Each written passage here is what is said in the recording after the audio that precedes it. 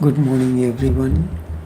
We are coming to you live via Facebook streaming, via YouTube streaming, and also via Skype online. Each one of you is welcome to this live streaming.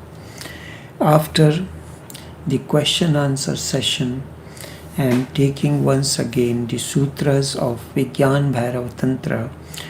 These are three looking techniques of looking within. First in this series is eyes closed, see your inner being in detail, and thus see the true nature. The next technique is look upon a bowl without seeing its sides or the material. In a few moments, become aware. Third is see as if for the first time a beauteous person or an ordinary object. These techniques are concerned with the practice of looking.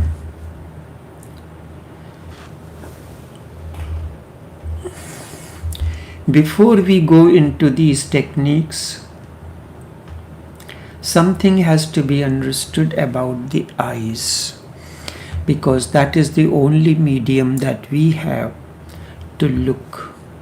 Because these techniques depend on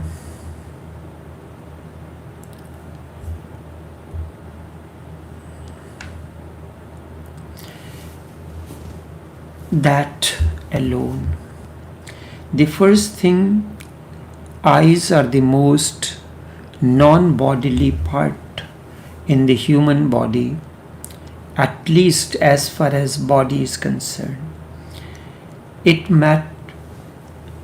matter can become non-matter, then such is the case with the eyes. Eyes are the most non-bodily part in the human body. Eyes are material, but simultaneously they also become non-matter. Such is the case with eyes. Eyes are material, but simultaneously they are also non-material. The two things go together. They are material part of the matter, but their function is non-material. Eyes are the meeting point between you and your body. Nowhere else in the body such meeting place is so deep and profound. Human body and you are separated. There is a great distance. When I say you, I am talking about being. At the point of the eyes, you are nearest to the body, and the body is nearest to you. That is why eyes can be used for inward journey. At the point of the eyes, you are nearest to your body, and your body is nearest to you. As a result, eyes can be used for inward journey. A single jump from the eyes can take you to the source. That is not possible from any other part of the body, hand, heart, or any other part.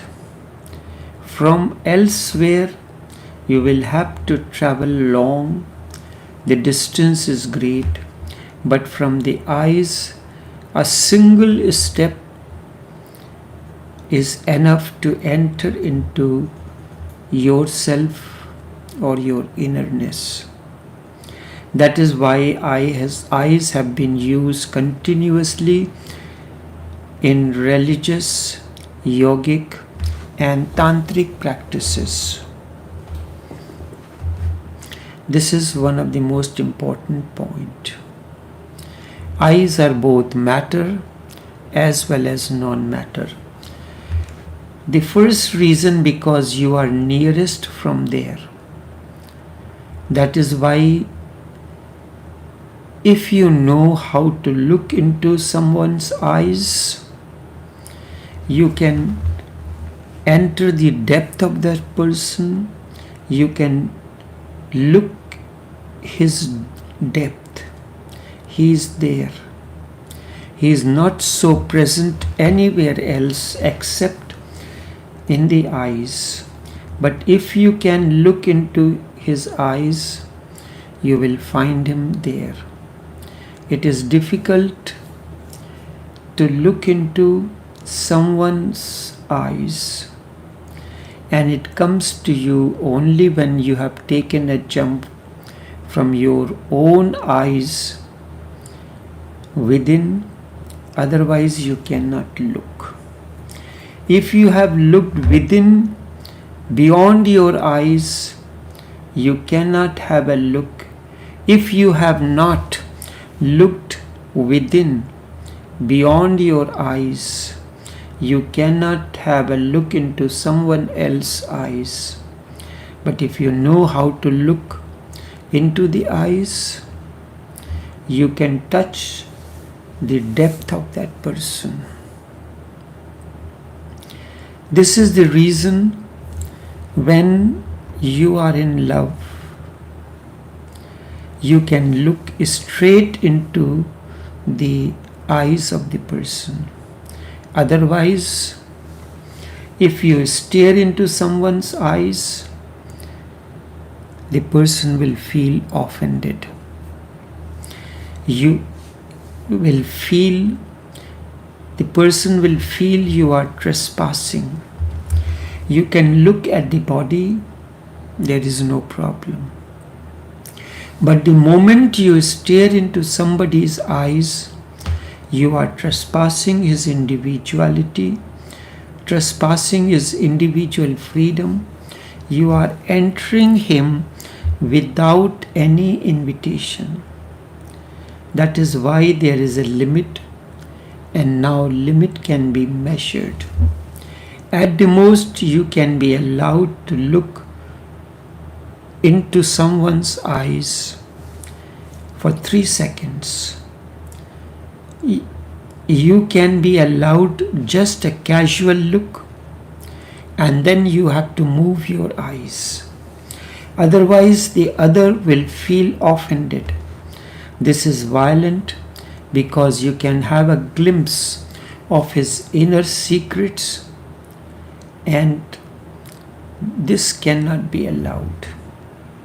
Only in deep love you can look into another person's eyes, because love means now you do not want to maintain any secrets. You are now open to the other, and the other is always welcome and invited to enter you. And when lovers look into each other's eyes, the meeting is non-bodily. There is a meeting which is not of the body when the lovers look into each other's eyes.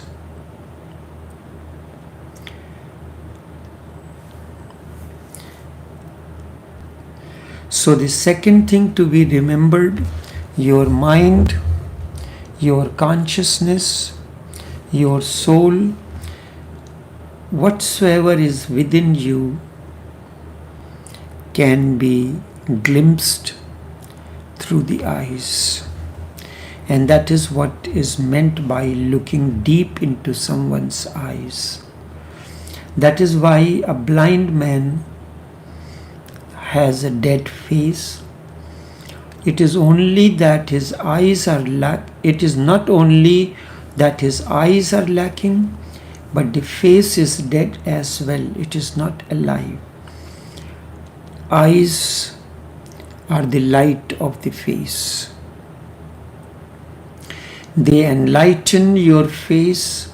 They give it an inner aliveness, and this aliveness is not outward, but it is inner aliveness. When the eyes are not there, your face lacks that inner aliveness. A blind man is really closed. You cannot enter him so easily.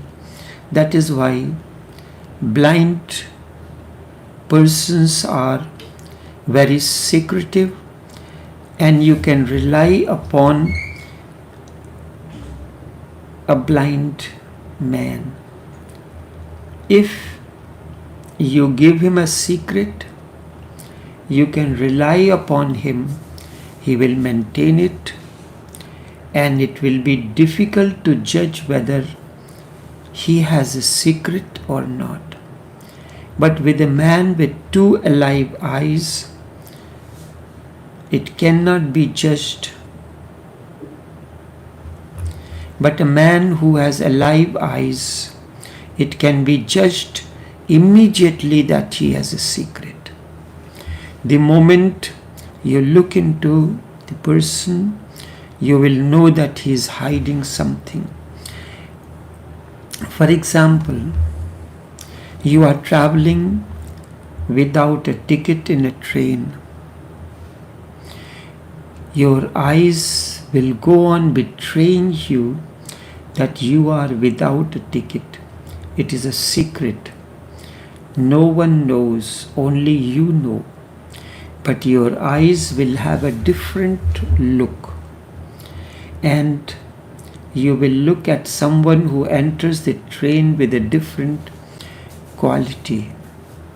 If others could understand this quality, he would immediately know that you are without a ticket. The look will be different when you have a ticket. So if you are hiding a secret, your eyes will reveal it. You would have seen this happening very much with the little children. And to control the eyes is very difficult. The most difficult thing in the body is to control the eyes. So everyone cannot become a great detective, because the basic training of the detective is the training of the eyes. His eyes should not reveal anything, or on the contrary, they should reveal the opposite. This requires a great training. When he is traveling without a ticket, his eyes should reveal that he has a ticket. It is very difficult because eyes are not voluntary, they are non-voluntary. Now many experiments have been done on the eyes. Someone is a celibate and he says he has no attraction towards a woman, but his eyes will reveal everything. He may be hiding his attraction. A beautiful woman enters the room. He may not look at her, but even his not looking at her will be revealed. There will be an effort, a subtle suppression, and the eyes will show it. Eyes are the greatest expression of the feelings and innerness of an individual. Not only the surface of the eyes will expand, when a beautiful woman enters, the pupil of the eye will expand immediately to allow the beautiful woman more space to go in. And you cannot do anything about it because those pupils and their expansion is a non-voluntary act. You cannot do anything about it. It is absolutely impossible to control them. So the second thing is to remember that your eyes are the doors to your secrets. You may hide something, but your eyes, you cannot hide anything from the eyes. If anyone wants to enter your secret world, your privacy, your eyes are the doors. If you know how to unlock them, you will become vulnerable, open, and if you want to enter into your own secrets, your life, inner life, then again you will have to use some lock and unlocking system. You will have to work on your eyes, only then you can enter. Our eyes keep on blinking involuntarily. But when eyes are fixed, there will be no blinking in the eyes. Thirdly, eyes are very liquid. They are in constant movement, and the movement of the eyes has its own rhythm, its own system, its own mechanism. Your eyes are not moving at random, anarchically. They are not moving at random. They have rhythm of their own, and that rhythm shows many things. You have a sexual thought in your mind, your eyes move differently with a different rhythm. Just by looking at your eyes and the movement, one can say what type of thought is moving within.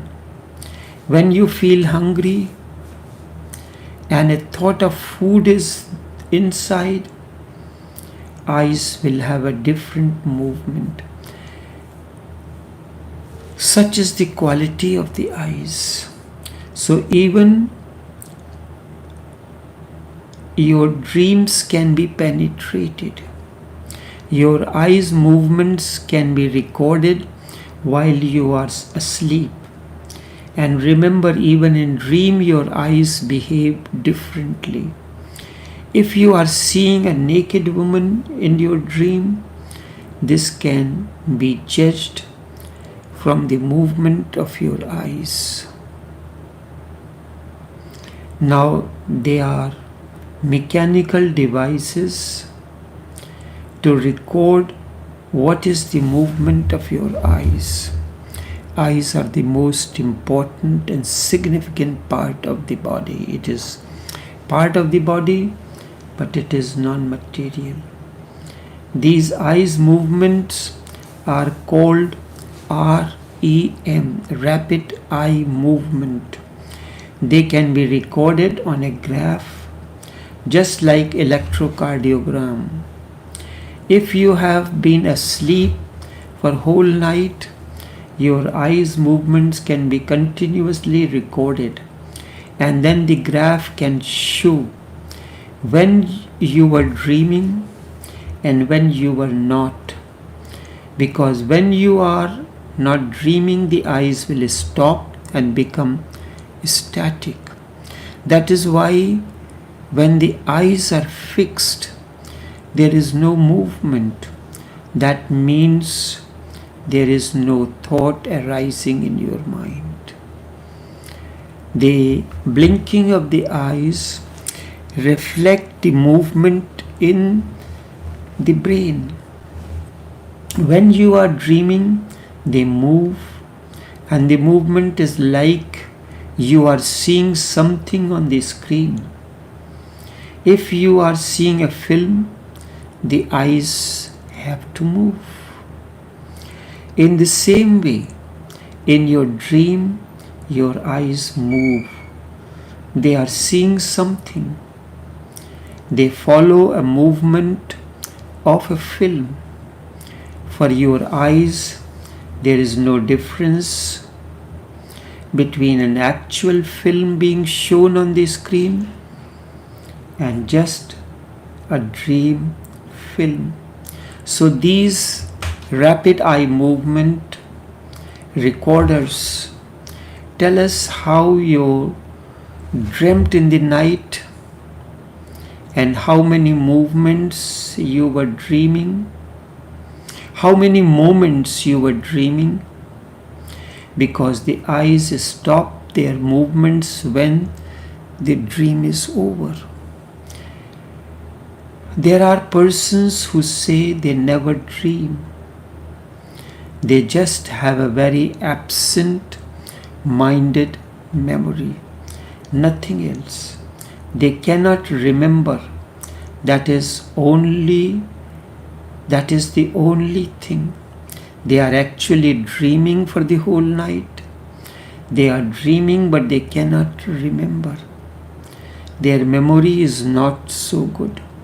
So in the morning, when you say that there was no dream, do not believe them. Why do eyes move during the dream? And why do eyes stop when there is no dream?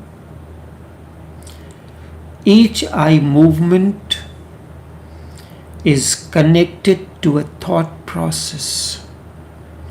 If thinking is there, the eyes will move. If there is no thinking, eyes will not move because there will be no need for eyes to move.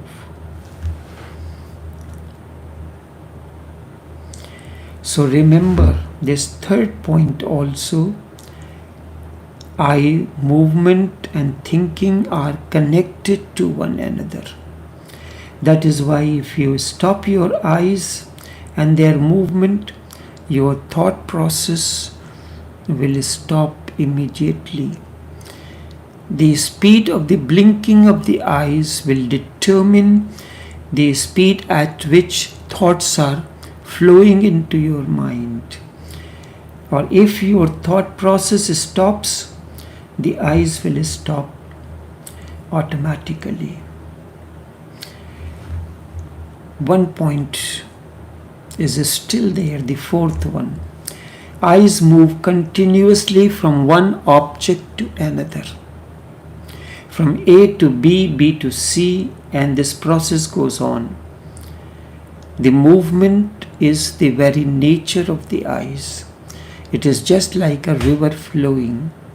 Movement is their nature, and because of this movement, they are so alive. The movement is also life. You can stop your eyes. You can try to stop your eyes at a particular point, at a particular object, and not allow them to move. But the movement is their nature. You cannot stop movement, but you can stop your eyes. Understand this distinction. You cannot stop the movement, but you can try to stop your eyes at a particular point. You can stop your eyes at a particular fixed point on a dot on the wall. You can stare at the dot. You can stop your eyes, but the movement is their nature. So they may not move from object A to B because you have forced them to remain at the object A. But then a very strange phenomena happens. Movement is bound to be there because that is the nature of the eyes. If you do not allow the movement from A to B, they will move from outward to inward. You are staring, this is why staring at the finger, staring at the light is used as a technique to move from outward to inward. The movement of the eyes cannot be stopped.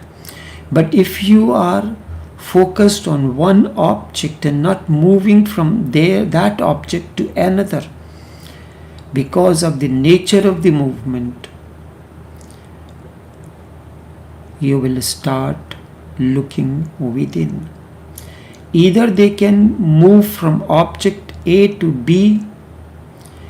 If you do not allow the outward movement from object A to B, they will move inward from A to A1, A1 to A2. Movement is their nature. Eyes need a movement. If you suddenly stop and do not allow the outward movement, they will start moving within. So there are two possibilities of movement. One is from object A to object B, but this is an outward movement. This is how it happens naturally. But there is another possibility, and this possibility is of Tantra and Yoga, not allowing the movement from one outside object to another outside object, and by stopping this movement, the eyes jump from an outside object to inner consciousness. They begin to move inward. Remember these 4 points. Then it will be easy for you to understand the technique. Eyes have the nature to constantly move from one object to another. When you start staring at one object, it doesn't matter what it is. You can take a symbol of pi, place it in front of your eyes, because pi is the symbol which connects you to the cosmos. And when you start looking at it, your eyes are fixed. They are not moving from object A to B. Suddenly you have forced it because you are focusing. Suddenly the eyes will get fixed. The movement will not be there, but the movement will be of another nature. The movement will be will be inward. You will jump within. And this is the emphasis of Tantra, and that's why these 3 techniques are there.